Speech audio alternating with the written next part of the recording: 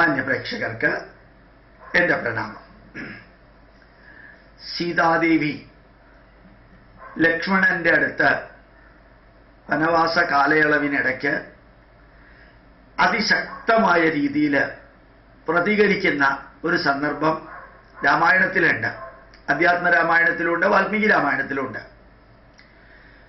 യഥാർത്ഥത്തിൽ മാരീചൻ എന്ന് പറയുന്ന മായാവി മാനായിട്ട് വന്ന് ആ മാനിനെ തനിക്ക് വേണമെന്ന് സീതാദേവി രാമനോട് പറയുമ്പോൾ സീതാദേവി രാമനോട് പറയുന്നുണ്ട്, ഇന്ന് വരെ ഞാൻ എൻ്റെ ആഗ്രഹങ്ങളൊന്നും അങ്ങയുടെ മുമ്പിൽ സമർപ്പിച്ചിട്ടില്ലല്ലോ, എനിക്ക് ഈ മാനിനെ വേണം എന്ന് ഉറപ്പിച്ച് പറയുമ്പോൾ ശ്രീരാമൻ ആ മാനിനെ കൊണ്ടുപോകാൻ പോകുന്നു. ആ മാൻ ഓടിപ്പോയപ്പോൾ രാമൻ അതിൻ്റെ പുറകെ പോകുന്നു. അതിനുശേഷം ഹാ ലക്ഷ്മണ ഹാ സീതേ എന്നൊരു വേദനാജനകമായിട്ടുള്ള ശബ്ദം കേൾക്കുന്നു.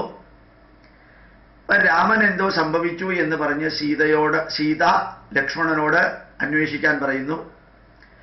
ലക്ഷ്മണൻ സീതയോട് പറയുന്നു, രാമൻ ഒന്നും സംഭവിക്കില്ല, അത്രയും ശക്തിമാനാണ് രാമൻ, ഇത് രാമന്റെ ശബ്ദമല്ല, ഇത് മായാവികളുടെ ശബ്ദമാണ് എന്നെല്ലാം ലക്ഷ്മണൻ സീതയെ പറഞ്ഞ് ആശ്വസിപ്പിക്കുമ്പോഴും സീതയ്ക്ക് അത് ഉൾക്കൊള്ളാൻ സാധിച്ചില്ല. സീത വീണ്ടും ആവർത്തിക്കുന്നു ലക്ഷ്മണനോട്. ലക്ഷ്മണൻ പറയുന്നു, അങ്ങനെ പോവേണ്ട ആവശ്യമില്ല. ആ സമയത്ത് സീത വികാര നിർഭരമായിട്ട് ദേഷ്യത്തോടുകൂടി ലക്ഷ്മണനെ ദേഷ്യപ്പെടുന്നുണ്ട്. ലക്ഷ്മണ, എനിക്ക് നിന്നെയും ഭരതനെയും കുറിച്ചൊരു സംശയമുണ്ട്.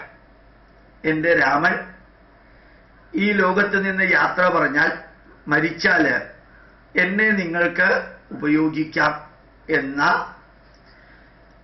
ഒരാഗ്രഹമുള്ളതായിട്ട് എനിക്ക് നിങ്ങളെ രണ്ടുപേരെയും സംശയമുണ്ട് എന്ന് സീത ലക്ഷ്മണനോട് പറയുന്നു.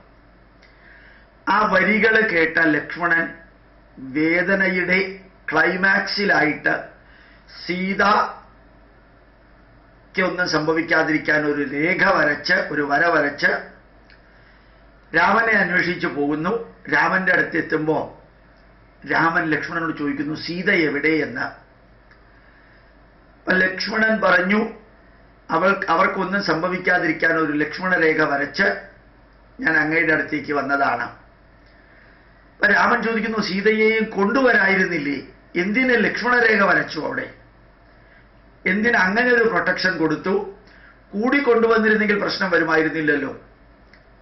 ലക്ഷ്മണൻ പറയുന്നു, ചെയ്യാമായിരുന്നു, പക്ഷെ എനിക്കത് സാധിച്ചില്ല. അതിന് കാരണം കൂർത്തുമൂർത്ത കാരിരുമ്പിന്റെ ആണി ചുട്ടുപഴുപ്പിച്ച് എൻ്റെ ചെവിയിൽ വെച്ച അനുഭവമായിരുന്നു സീതാദേവി പറഞ്ഞ കാര്യങ്ങൾ കേട്ടപ്പോൾ എനിക്കുണ്ടായത്.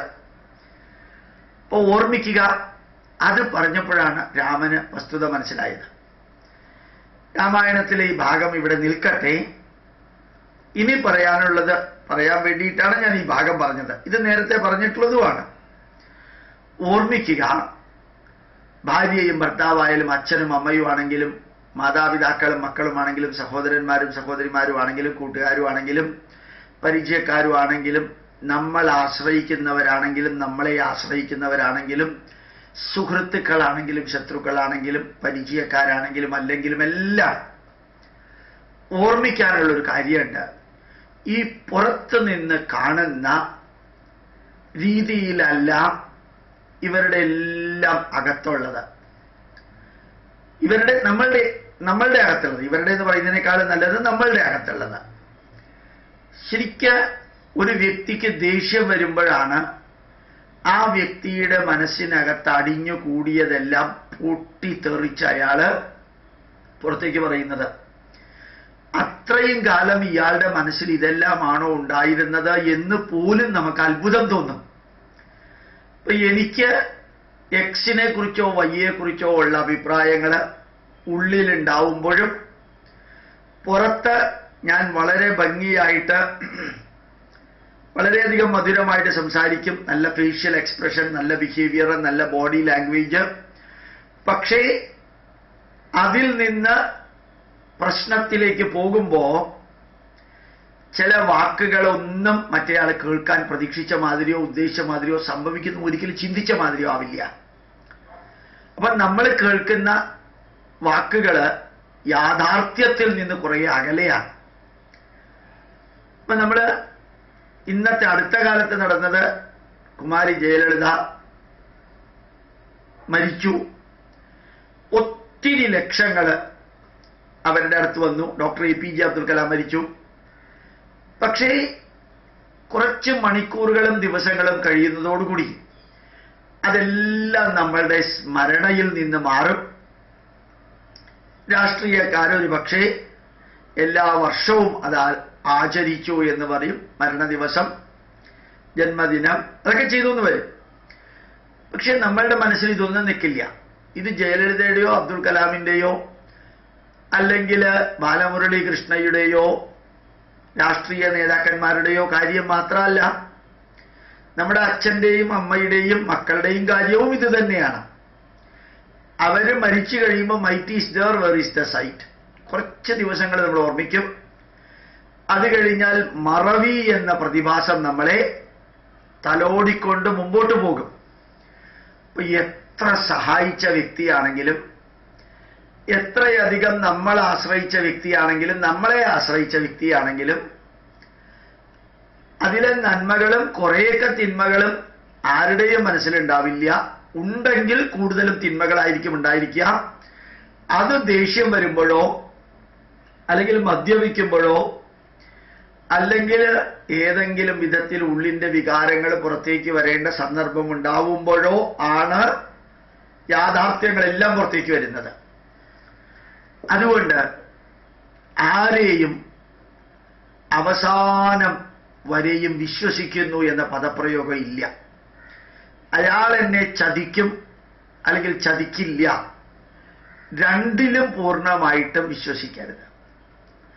ഓർമ്മിക്കുക, നമുക്ക് ആരോടെങ്കിലും എന്തെങ്കിലുമൊക്കെ പറയാനുണ്ടെങ്കിൽ, അഗാധമായിട്ടുള്ള കാര്യങ്ങൾ പറയാനുണ്ടെങ്കിൽ 70% വരെ പറയാനുള്ളത് തുറന്ന് ഭംഗിയായിട്ട് പറയാം, ആരോട് വേണമെങ്കിലും.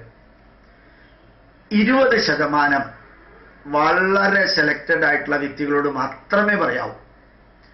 ബാക്കി 10% ലോകത്തിലെ ആരോടും പറയരുത്. അത് നിങ്ങളോടുകൂടി ഉത്ഭവിച്ച് നിങ്ങളോടുകൂടി അവസാനിക്കണം. 70% ആരോട് വേണമെങ്കിലും പറയാം. 20% വളരെ സെലക്റ്റഡ് ആയിട്ടുള്ള വ്യക്തികളോട്. അതും പൂർണ്ണമായിട്ടും അയാൾ സംരക്ഷിക്കും എന്നുള്ള രീതിയിലൊന്നുമല്ല, അതും ചിലപ്പോൾ പ്രശ്നങ്ങൾ വന്നേക്കാം. 10% ആരോടും പറയണ്ട.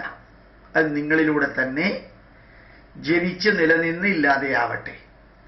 സീതാദേവി ലക്ഷ്മണനോട് പറഞ്ഞതുപോലെ ദശരഥൻ അപ്രതീക്ഷിതമായിട്ട് കൈകേയിയിൽ നിന്ന് പ്രതികരണമുണ്ടായതുപോലെ, ഒരിക്കലും പ്രതികരിക്കാത്ത വിധത്തിൽ മന്ദര കൈകേയിയോട് പ്രതികരിച്ചതുപോലെ, ഈ ലോകത്തിൽ എന്തെപ്പോൾ സംഭവിക്കുന്നു എന്ന് സംഭവിച്ച് അറിഞ്ഞതിന് ശേഷം അതിന് കറക്റ്റീവ് മെഷേഴ്സ് എടുക്കുന്നതിനേക്കാൾ നല്ലത് നമുക്ക് നമ്മുടേതായിട്ടുള്ള വഴി മനസ്സിലാക്കാൻ മറ്റുള്ളവരുടെ അനുഭവങ്ങൾ കേൾക്കുക, കാണുക, ചർച്ച ചെയ്യുക, ചിന്തിക്കുക, അതിൽ നിന്ന് നന്മയെടുത്ത് അവർക്ക് സംഭവിച്ച നന്മകൾ നമുക്ക് സംഭവിക്കാനും അവർക്ക് സംഭവിച്ച തിന്മകൾ സംഭവിക്കാതിരിക്കാനും വേണ്ടിയിട്ട് ജീവിതാന്ത്യം വരെ പ്രവർത്തിക്കാൻ സാധിച്ചാൽ അതാണ് ഈ എക്സ്പ്ലനേഷൻസിൻ്റെ എല്ലാം ഉദ്ദേശം എന്ന് പറയുക. പ്രണാമം, നമസ്കാരം.